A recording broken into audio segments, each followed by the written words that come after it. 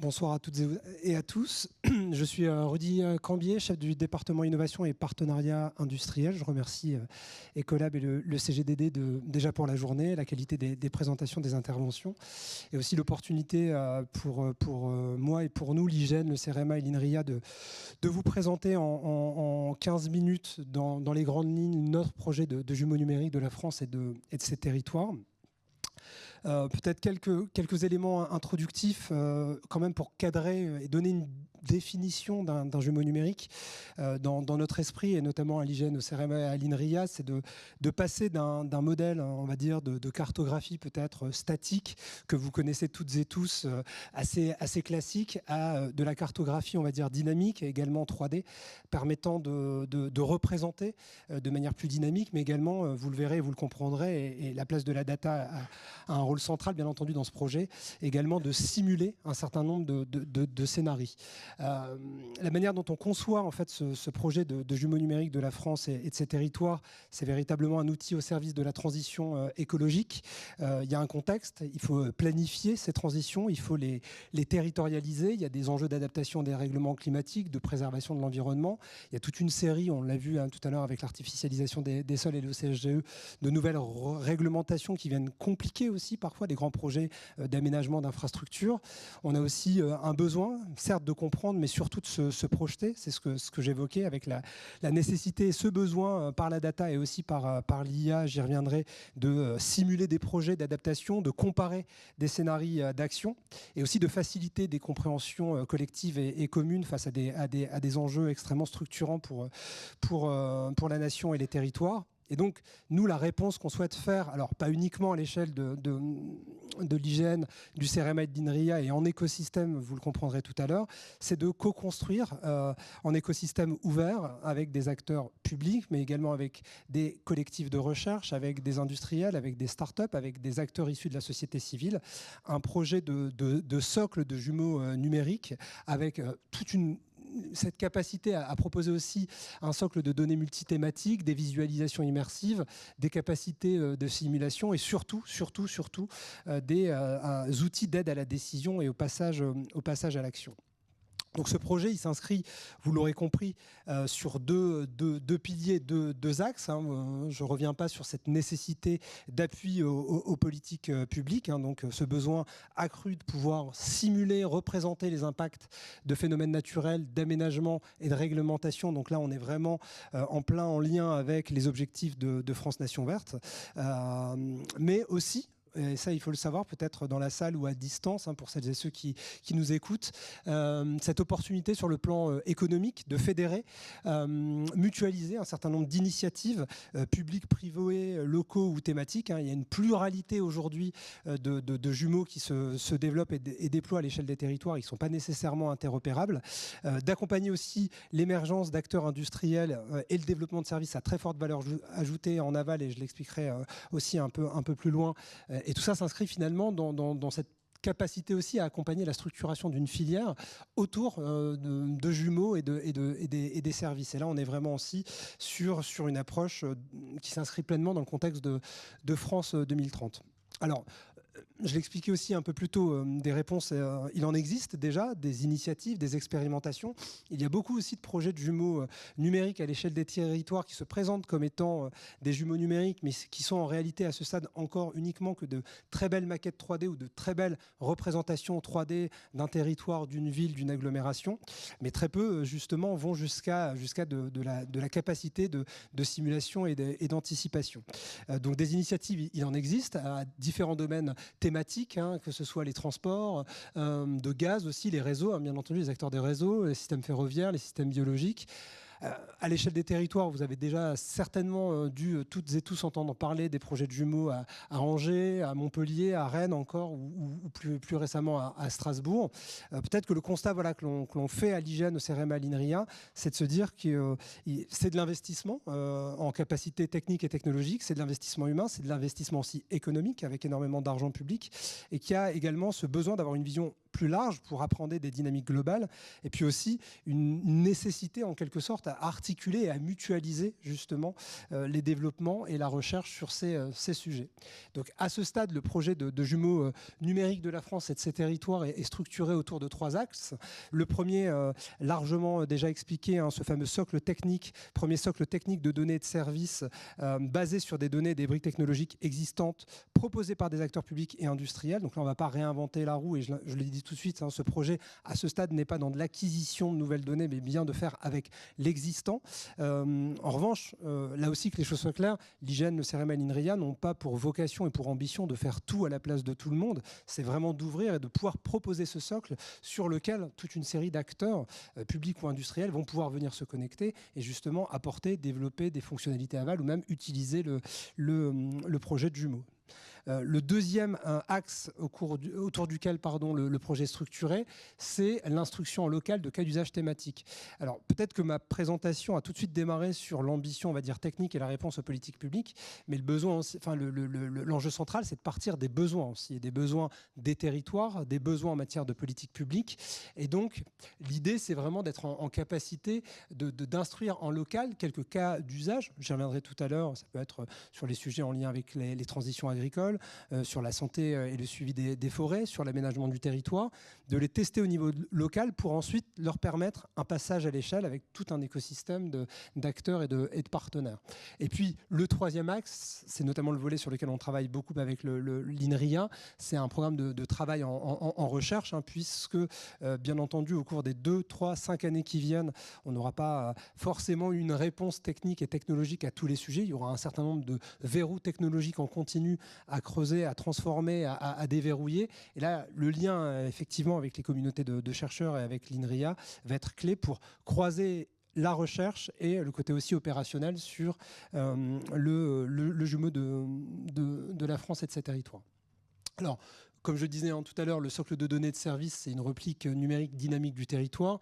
Là, quelques exemples, hein, bien entendu, sur les données notamment historiques et classiques de l'IGN que vous connaissez, hein, des données LIDAR à la BD Topo, en passant par nos BD Ortho ou l'OCSGE dont on parlait tout à l'heure. Mais l'idée aussi, bien entendu, et tout l'enjeu technique et technologique d'ouvrir un écosystème ouvert, ça va être cette capacité aussi à pouvoir croiser d'autres données importantes, hein, des données météo, des données climat, des données d'aménagement et d'autres données métiers. Ça peut être également des données INSEE pour avoir des données sociales, économiques, démographiques, pour justement croiser toute cette donnée. Donc vous comprenez bien là l'enjeu technique et technologique, avec la possibilité derrière effectivement d'être en capacité de proposer des services en ligne, alors que l'IGN, le CEREMA et l'INRIA ne vont pas développer en propre, hein, c'est ce que je disais tout à l'heure, une de nos ambitions aussi, c'est de pouvoir avoir un espace, hein, une sorte certes de bac à sable, mais aussi un espace comme une marketplace data et services sur lesquels un certain nombre d'acteurs vont pouvoir venir proposer des services de visualisation, de navigation, d'interaction, même si bien entendu en source sur le projet de jumeaux, tout ça sera déjà un peu embarqué, et aussi, donc, comme je l'évoquais tout à l'heure, des capacités de simulation. Pour vous représenter assez concrètement et donner des représentations et ne pas parler uniquement technique et ambition, les cas d'usage, bien entendu, et je le disais tout à l'heure, des exemples de problématiques ici, notamment dans une perspective d'outils d'aide à la décision, vous l'aurez compris, hein, sur des problématiques d'aménagement du territoire, la prise en compte de multiples enjeux, l'évolution démographique, la sobriété foncière, les faibles émissions, la renaturation des villes, la lutte contre les îlots de chaleur, la préservation aussi des ressources hydriques, hein, où l'idée aussi c'est de travailler sur l'anticipation, la simulation des scénarios, la ressource en eau, l'impact des retenues d'eau, et puis aussi tous les enjeux liés à l'aménagement du littoral, le recul du trait de côte, les risques de submersion, l'adaptation aussi à certains risques climatiques. Voilà, vous comprenez l'étendue sur lequel justement on peut imaginer toute une série de cas d'usage et d'applications de ce projet du jumeau, même si bien entendu on ne pourra pas tout couvrir. Et comme je l'expliquais précédemment, on va y aller pas à pas sur un certain nombre de cas d'usage testés à l'échelle locale.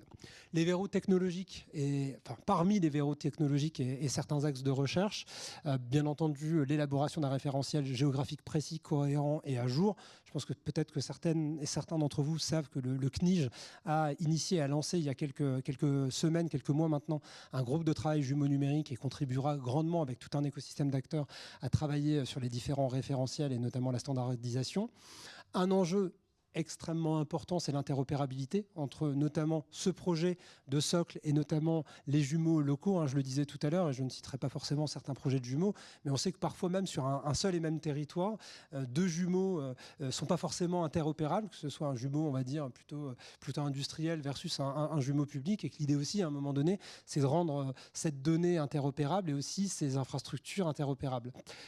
Et puis, tout le travail de recherche, ou en tout cas en matière de verrou technologique, c'est la visualisation immersive, réaliste, et puis toute la dimension moteur de simulation qui sera clé, puisque comme je le disais tout à l'heure, l'idée c'est de ne pas être sur une cartographie statique, mais en capacité de pouvoir simuler un certain nombre de scénarios. Alors, c'est dans ce contexte, comme je le disais, que l'IGN, le CEREMA et l'INRIA n'ont pas du tout pour ambition de faire tout, et encore moins de faire tout seul.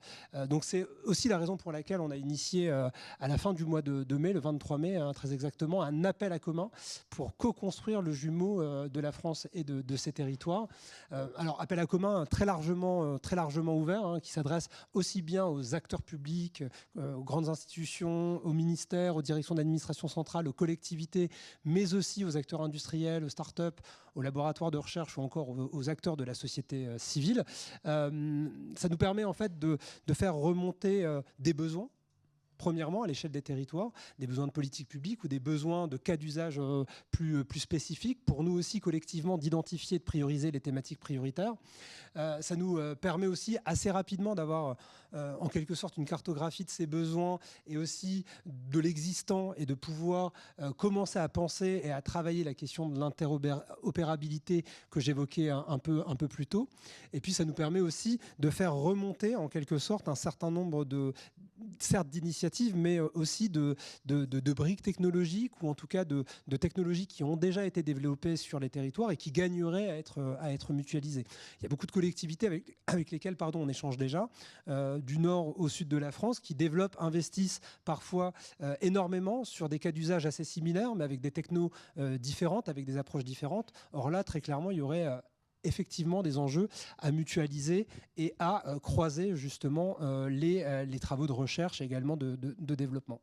Donc cet appel à commun, vous l'aurez compris, qu'on a lancé le 23 mai à Vivatech en partenariat avec Ecolab et le CGDD, et qui est ouvert jusqu'à la fin du mois de septembre, jusqu'au 30 septembre, donc adresse 5 grandes familles de cas d'usage. Donc tout ce qui touche à la planification écologique et à l'aménagement durable du territoire. Famille de cas d'usage numéro 2, la gestion du littoral. Le numéro 3, l'agriculture. La famille de cas d'usage numéro 4, les forêts. Et enfin, avec l'INRIA, un sujet plus spécifique de travail autour de la propagation d'épidémies ou d'épidémiologie d'intervention. Ce qu'il faut savoir ici, ce sont des grandes familles de cas d'usage. Je n'ai pas le temps là, cet après-midi, de rentrer dans le détail. Cet appel à commun est hébergé sur la plateforme Démarche Simplifiée. Donc, on pourra vous communiquer éventuellement le lien, bien entendu, de l'appel à commun. Les cas d'usage et les familles de cas d'usage sont un peu plus détaillés. Vous retrouverez aussi toutes les informations concernant cet appel à commun. Mais l'idée, c'est vraiment de pouvoir faire commun. Donc pourquoi contribuer ? Parce que, vous l'aurez compris, les besoins exprimés seront traités aussi en priorité, et ces derniers pourront bénéficier de services offerts par le jumeau dès les premières phases de test. Donc pour nous, c'est aussi important parce que en ayant un maximum de contributions d'acteurs territoriaux, mais également d'acteurs de l'innovation, de start-up, de chercheurs, on va pouvoir avoir une photographie globale finalement des besoins qui se recoupent, et donc de créer, c'était tout à l'heure lors de la précédente présentation, je crois Mathieu qui disait voilà, il y a un enjeu à faire communauté, à faire écosystème. Là aussi, pour traiter la complexité technique et la complexité data d'un projet comme celui-ci, il faudra faire écosystème par grande famille de cas d'usage et faire en sorte justement de prioriser par rapport aux besoins qu'on aura identifiés sur le territoire.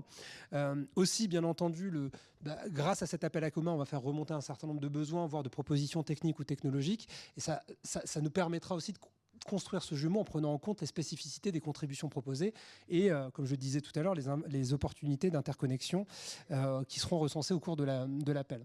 Et puis, voilà, il existe d'autres projets de jumeaux, même des projets industriels et ou privés. Donc, malgré tout, de par nos missions de service public, ce projet de jumeau numérique de la France et de ses territoires a pour ambition d'être je ne dis pas là, mais une plateforme de référence et de service public.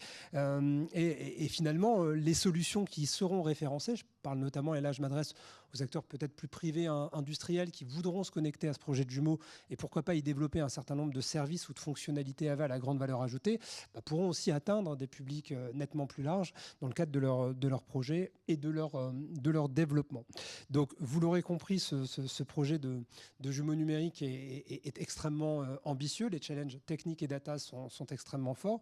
Nous en sommes aujourd'hui au démarrage. C'est un projet qui va structurer notre établissement, le CEREMA, l'INRIA, et puis toute une série de partenaires peut-être à venir ou potentiels avec lesquels on a envie de collaborer. Je pense ici à Météo France, au Bergem, également au CNES, où sur toute une série d'enjeux et de sujets, toute une série de partenaires publics travailleront assurément avec nous sur le développement de ce projet sur différentes briques. Mais en tout cas, c'est un projet extrêmement ambitieux, structurant, et sur lequel, bien entendu, chacune à sa place. Et donc, n'hésitez pas, si vous le souhaitez, à participer et à contribuer à cet appel à commun.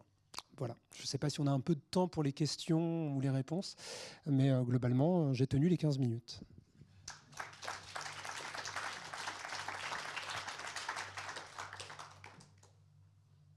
Beaucoup, Rudy. On avait dit 15 minutes, merci. Et donc on a une dernière question de la journée avant le mot de clôture de Thomas Cotinet. Oui, alors.